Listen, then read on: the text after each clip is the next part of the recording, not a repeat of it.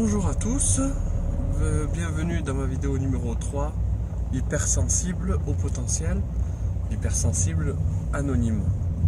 Donc je vais essayer de vous parler aujourd'hui de l'hypersensibilité, la relation avec les autres. Je vais essayer de parler aussi, je vais essayer de commencer par ce qui se passe dans l'enfance. Et puis après monter un petit peu, dire quelles sont les conséquences pour les adultes. Donc comme ça, si vous avez des enfants qui sont hypersensibles au potentiel, ou au moins hypersensibles, vous aurez les informations. Et savoir ce qui attend votre enfant si vous faites des mauvaises choses. Et si vous êtes hypersensible au potentiel adulte, vous saurez, vous décrypterez pourquoi vous allez mal par rapport à votre passé, et vous aurez les clés pour ne pas aller mal dans le futur. Donc hypersensible au potentiel, l'enfant hypersensible donc est un petit peu exclu par ses camarades et adulé par ses parents, peut être adulé par ses parents dans certains cas. Donc en fait tout dépend de votre cas, tout dépend de...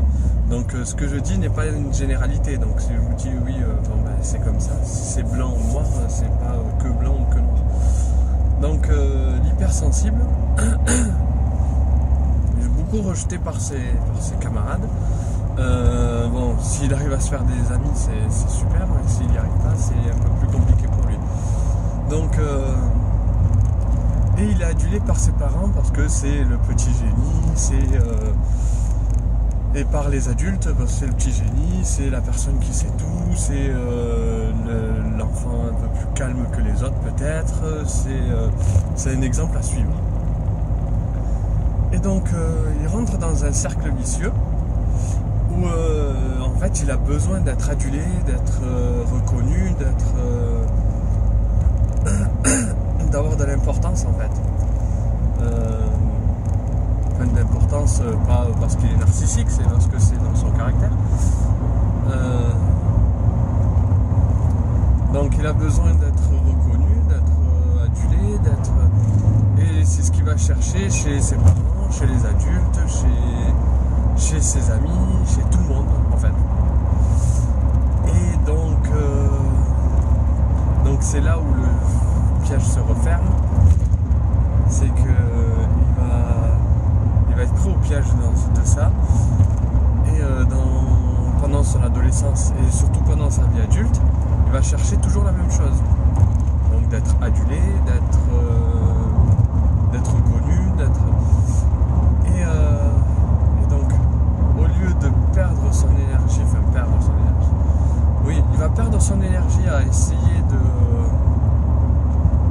plaire aux gens, au lieu de perdre son énergie, de remobiliser son énergie pour faire les choses qu'il aime. Et donc quand je dis aux gens, c'est qu'au début c'est les parents, ça peut être encore les parents pendant la vie adulte, mais c'est aussi du mimétisme social. Donc par exemple vous allez directement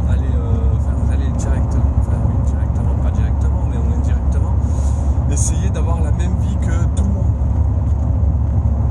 Les hypersensibles, on aura tendance à faire du mimétisme social, à vouloir avoir sa petite famille, avoir sa petite maison, sans s'être épanoui professionnellement, et c'est ce qui est le plus reconnu pour nous. Pour nous,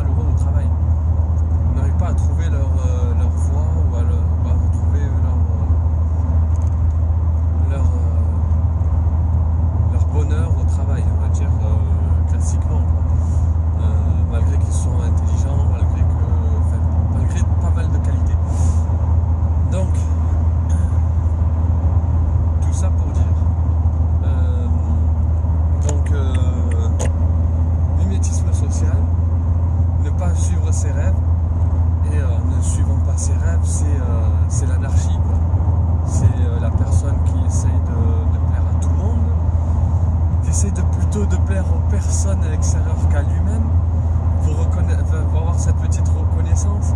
Et en ayant cette petite reconnaissance, il est heureux, mais au fond de lui, il n'est pas heureux. Il n'est pas heureux parce qu'il ne va pas dans la direction qu'il veut. C'est le gros souci des hypersensibles. Et aussi par rapport au courage de se dire, bon, je quitte mon petit confort actuel, ma situation actuelle. Après, je vous dis pas ça pour divorcer les personnes, mais ma situation actuelle, ma femme, mes enfants, parce qu'il y a pas mal de personnes qui l'ont fait, donc après, qui l'ont fait sans le savoir, qu'ils étaient hypersensibles, de divorcer. Donc de toute manière, je vous préviens de ne pas le faire, mais si vous ne regardez pas la vidéo, que vous ne savez pas ce que vous avez, de toute manière, un jour ou l'autre, vous risquez peut-être de le faire. Et aussi, petit avertissement, tout ce que je vous donne là comme conseil de plus être dans votre petit cocon et tout, c'est prendre des risques, mais pas inconsidérés, et pas des risques inconsidérés et qui vous détruisent professionnellement, personnellement ou d'autres trucs. Donc, l'hypersensible, après c'est avertissement, l'hypersensible va vouloir rester dans son petit cocon, sa petite vie tranquille, sa petite vie tranquille, son petit train-train quotidien, tout ce que vous voulez, quoi, comme vous voulez le dire. Et son petit train-train quotidien ne le satisfait pas. Comme on l'a vu pour le travail, personnellement, il y a beaucoup d'hypersensibles qui ont fait du mimétisme social, comme je vous l'ai dit. Donc ils sont mariés, ont des enfants, ont leur petit boulot, rentrent à la maison à 17h, 18h. Voilà. En bref. Et donc, ce qu'il faut vous dire vraiment par rapport à tout ça, c'est qu'il y a beaucoup d'hypersensibles qui sont malheureux par rapport à ça. Je vous donne un petit exemple, je vous donne des exemples comme ça, c'est des exemples de personnes qui ont parlé de leur vie sur Internet. C'était une personne, une dame qui a 50 ans. Elle était hypersensible et tout ça. Et à 50 ans, elle est divorcée sans savoir ce qu'elle avait. Elle a divorcé, elle en avait marre. Elle a commencé à essayer de chercher le bonheur ailleurs. Donc elle a laissé ses 3 enfants, son mari, sa maison, pour aller, je crois qu'elle avait changé de vie professionnelle. Elle s'était dit qu'elle voulait changer de vie professionnelle. Et elle est allée voir un psychologue qui l'a diagnostiqué hypersensible au potentiel. Et en gros, elle était malheureuse là où elle était, malgré qu'elle avait ses enfants, son mari, tout le monde qui était sympa avec elle. Enfin voilà quoi, donc une vie classique quoi. Tout le monde rêverait d'en avoir. Et elle se sent maintenant plus heureuse dans sa nouvelle vie, un peu loin de ses enfants, un peu loin de son mari et ses enfants qui ne la comprennent pas. Son mari, imaginez peut-être 20 ou 30 ans de vie commune et la personne se part du jour au lendemain sans donner vraiment de réponse. Donc lui il a beaucoup de questions qui lui trottent dans la tête et il ne sait pas ce qu'il doit faire. Enfin, il ne sait pas qu'est-ce qui s'est passé. Donc ça peut vous arriver. J'ai envie de dire, j'espère que ça ne vous arrivera pas. Donc si vous vous sentez mal à l'aise et tout, allez voir votre conjoint. Dites-lui voilà, moi je suis malheureux. Ça ne vient pas de toi, ça ne vient pas des enfants, ça ne vient pas de la situation, ça vient de ça. Donc moi je veux me reconvertir professionnellement ou faire quelque chose d'autre dans ma vie. Donc essayez d'en parler. Pour le boulot pareil, essayez d'en parler, essayez de voir avec votre supérieur. Bon après si vous êtes caissier à Auchan, vous dites à votre supérieur ouais moi j'ai envie de faire un travail cérébral, il va vous dire ouais mais t'as pas de diplôme. Voilà. Donc ça revient toujours au problème de la France et des diplômes.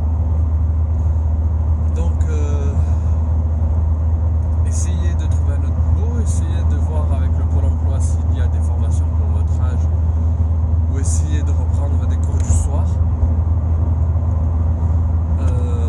Après, ce que j'ai envie de vous dire, c'est que si vous êtes assez curieux de l'électronique et de l'informatique, de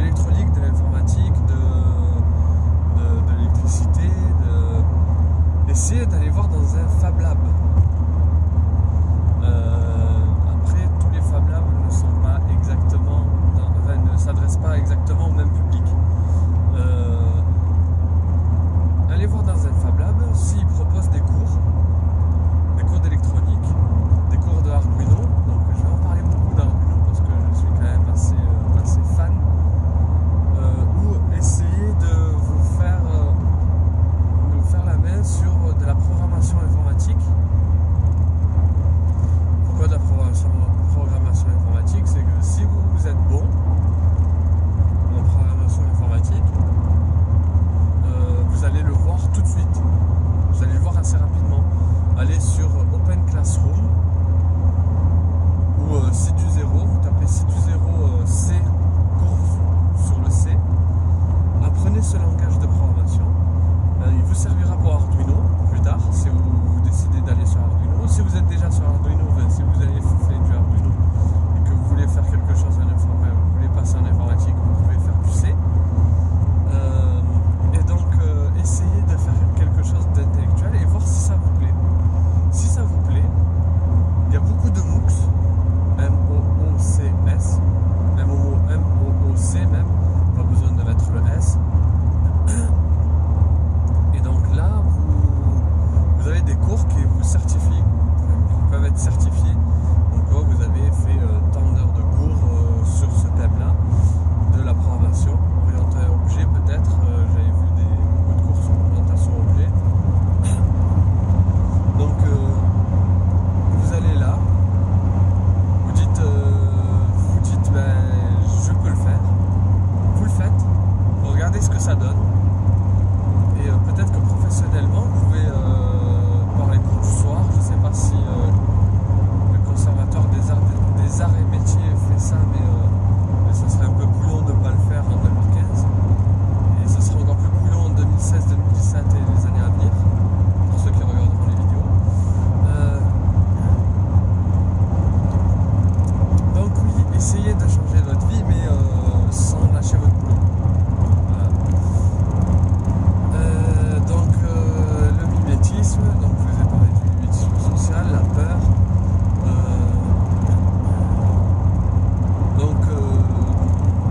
En étant avec ce syndrome-là, enfin ce syndrome, c'est pas une maladie. Ne vous inquiétez pas, vous n'êtes pas le seul, mais ne rejetez pas les autres pour autant. N'essayez pas ne dites pas oui mais voilà moi j'ai mon petit monde, je rejette tout le monde et tout. Non, ne rejetez pas tout le monde parce que vous avez besoin quand même du monde autour de vous. Autre truc que j'aimerais rajouter dans cette vidéo, c'est le fait que beaucoup d'hypersensibles essayent d'utiliser leur hypersensibilité pour aider les autres. Un peu altruiste, j'écoute tes problèmes, j'essaie de t'aider, tout ça. Quand vous faites ce genre d'initiative, quand vous faites ce genre d'action, faites un peu attention à vous en premier lieu.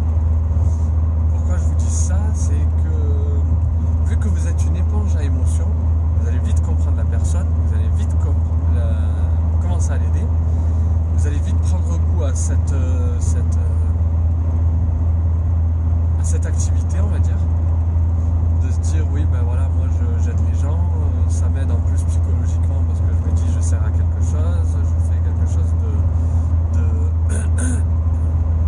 de bien, que je vois en plus parce que beaucoup de personnes aussi au travail font un boulot mais ne voient pas le fruit de leur travail. Ça par ailleurs c'est enfin voilà quoi. Quand on est après j'ai rien contre les caissiers et caissières. Quand on est caissier ou caissière à Auchan et que les gens vous traitent un petit peu comme des chiens, vous parlent mal, ben, même s'il y avait du positif en se disant ouais j'ai travaillé, ouais, mais non. Ouais, mais on est attaqué en fait.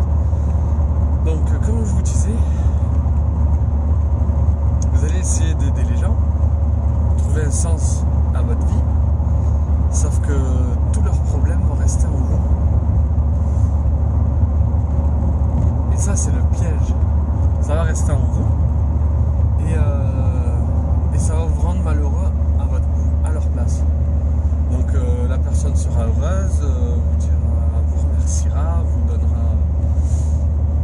donnera plein, tout ce que vous voulez quoi, en tant qu'hypersensible, vous dira merci, des compliments et de la reconnaissance. Sauf que vous derrière, vous allez garder les soucis et vous allez être vraiment mal. Donc faites très attention en faisant ça, mais faites très attention en ne faisant pas aussi.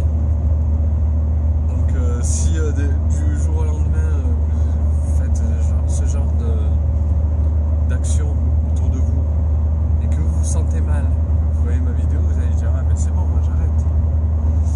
Eh ben non, c'est pas si simple que ça. Faut trouver un juste milieu, comme pour tout. Vous allez, si vous rejetez tous les autres, donc déjà vous aurez plus ce bonheur d'avoir aidé les autres. Donc déjà ça c'est simple à analyser. Mais si vous ne le faites pas assez, vous rejetez les autres, vous allez culpabiliser en vous disant j'aurais pu le faire, j'aurais pu l'aider, j'aurais pu. Mais vous allez vous dire bon, en fait c'est la seule chose qui me plaisait à faire, de faire durant mon temps libre ou des choses comme ça. Et vous allez vous dire merde, j'ai laissé cette personne sans aide. Pire encore, si cette personne derrière fait une mauvaise action envers elle-même, vous dire merde, je l'aurais écouté, j'aurais empêché cette mauvaise action. Voilà. Donc tout est question de juste milieu. Essayez de trouver votre équilibre entre aider les gens et vous aider vous-même. Vous aidez vous-même. Donc un autre truc aussi que je vais rajouter dans cette petite vidéo. Peut-être que je vais tellement rajouter de petits trucs que cette vidéo il y aura plusieurs thèmes. Oui, donc je vous disais, prenez le temps pour vous. En tant qu'hypersensible, si vous allez dans une soirée, il y a trop de musique, il y a trop de monde, séparez-vous un petit peu de tout ça. Mettez-vous un petit peu à l'air. À l'air dehors. Si vous fumez, ben, tant mieux parce que vous pourrez aller fumer tranquillement. Vous pourrez dire bah écoutez, moi je vais dehors, je vais fumer ma petite cigarette. Et donc s'il n'y a pas beaucoup de fumeurs, vous allez être tranquille parce que comme ça au moins vous êtes tout seul. Si vous n'êtes pas fumeur, vous pouvez le dire franchement, franco, voilà. Moi la soirée je m'éclate, mais là j'ai un petit peu trop de monde autour de moi, j'ai un petit peu phobique, parce que c'est un petit peu la même chose que les phobiques. Donc ouais, j'ai besoin d'un petit peu d'air, j'ai besoin d'un petit peu d'être à côté. Voilà, prenez un peu d'air, pensez à vous avant les autres. Ça c'est un petit peu le mot d'ordre pour les hypersensibles. Pensez à vous avant les autres. Pensez à votre bonheur avant de vous dire ouais mais il faudrait que je fasse ça pour contenter telle personne. Non, stop. Vous êtes comme vous êtes. Voilà, donc quitte à perdre un ou deux amis qui ne vous comprennent pas, mais gardez juste ceux qui vous comprennent. Ceux qui ne vous comprennent pas ne vont pas vous faire avancer. Pour avancer, vous avez besoin d'être un peu plus, comment on pourrait dire, d'être vraiment plus à l'écoute de vous, plus à l'écoute de vos besoins, plus à l'écoute de votre cœur, plus à l'écoute de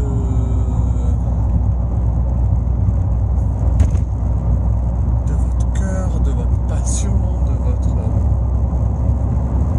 de tout ce que vous voulez faire, quoi. Moins à l'écoute aussi de votre petit train-train quotidien, moins à l'écoute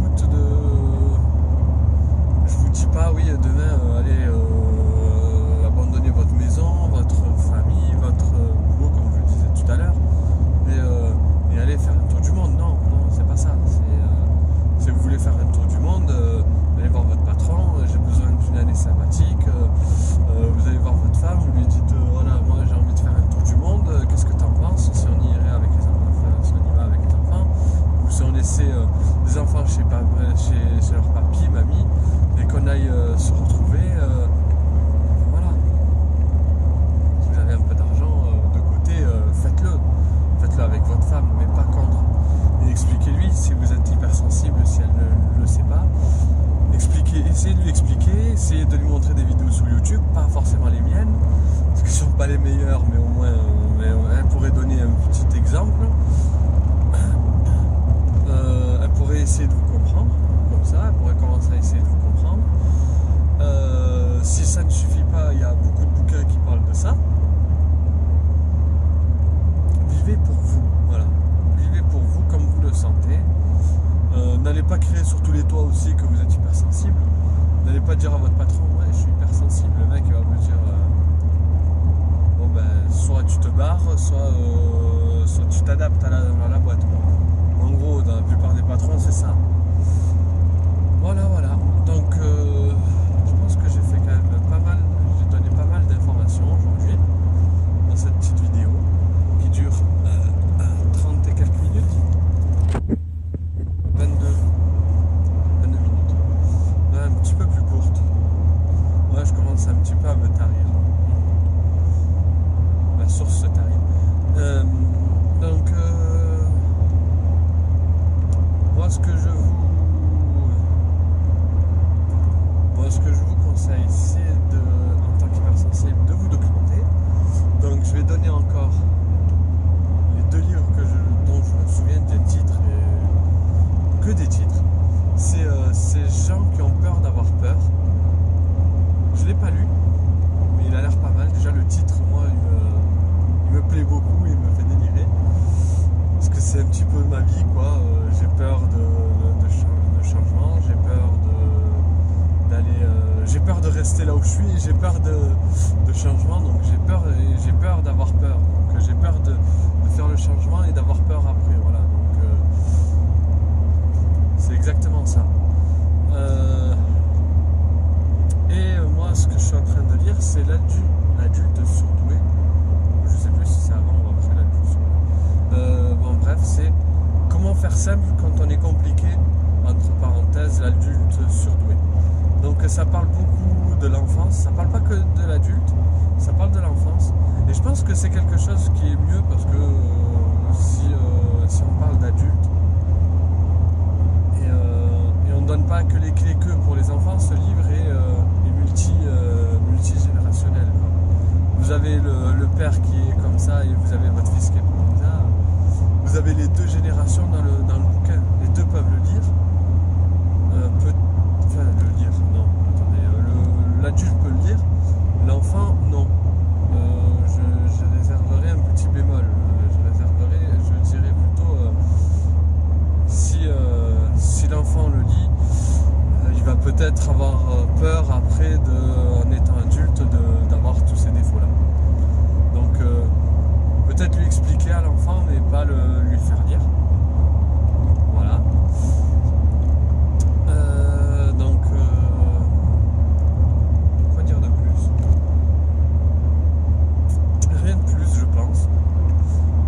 Merci d'avoir regardé cette vidéo. J'espère que je n'ai pas été extrêmement brouillon, parce que je sais que j'ai été brouillon. Je vous invite à vous abonner à ma chaîne YouTube. Je sais pas si ça va être de ce côté ou de ce côté. C'est plutôt de ce côté. Abonnez-vous, ça vous coûte rien et comme ça vous aurez les prochaines vidéos directement. Voilà. N'hésitez pas à m'envoyer un mail. Je laisserai aussi en bas, je ne sais pas où, mon adresse mail. Positivez, gardez le sourire, écoutez des émissions, regardez des émissions qui vous font sourire, qui vous font changer d'humeur, qui vous font... Voilà quoi.